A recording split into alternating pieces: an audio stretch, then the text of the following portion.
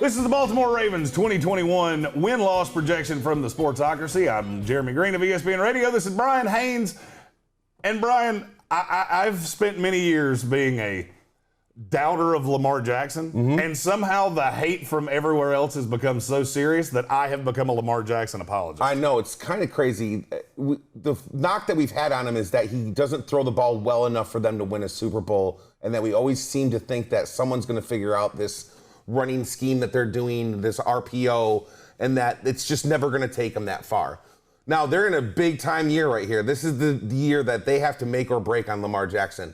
Whether they decide to give him that contract, a big contract that's going to force them into being beholden to Lamar Jackson for the next couple of years is going to be made right here. And I think unless they make it to the Super Bowl or I'm going to say AFC Championship game, I don't believe that Lamar Jackson is going to get that extension. I do. I think he is going to get the extension. I don't think it's going to be as big as people think it is, and I've said that for a long time. But here's the number one thing I will say about the Ravens.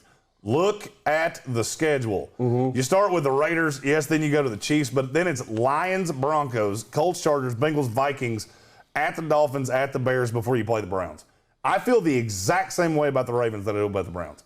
You could be sitting on 8 wins before you go in to play Cleveland the first time. Right. If you split that series, Ben's arm's falling off by the time you have to play you have to play Pittsburgh. I can see him beating Pittsburgh twice. Right. They're going to slaughter the Bengals both times they play them.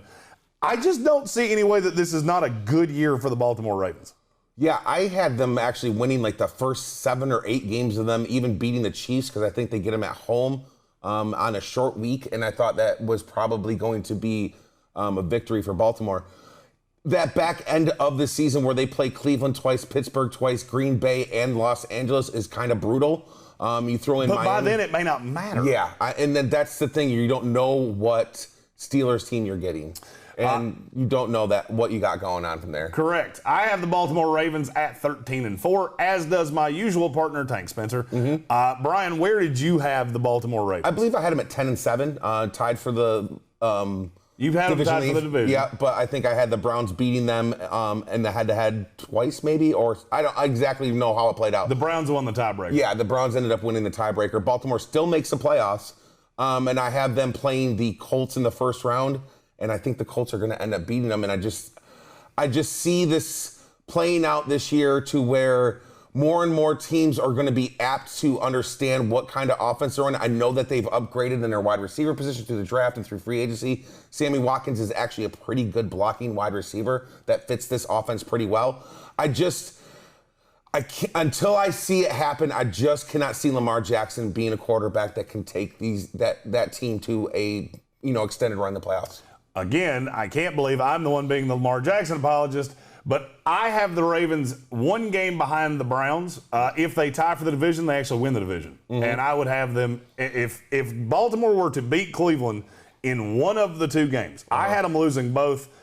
I don't feel super great about that. Yeah. The more I've thought about it, I could easily see them winning the division, and if they do, they could end up being the 1 seed in the AFC. Right. If that happens, that playoff game with Kansas City is in Baltimore, I would have them winning that game in Baltimore and playing the Buffalo Bills in the AFC Championship game. Wow. The only thing is, I don't see them beating Buffalo, and I don't care if it's in Baltimore or in Buffalo. Yeah, I don't I either. just don't see it. Yeah. After what I saw last year, that's where I think it goes. But I do think this team can have a tremendous season. I could see them being the 1 seed in the AFC. There's nothing about this team that precludes me from believing that. The schedule works out nicely in their favor, and I'm going to say it again just so that the Baltimore Ravens fans that have crucified me in the comments will hear me say it again.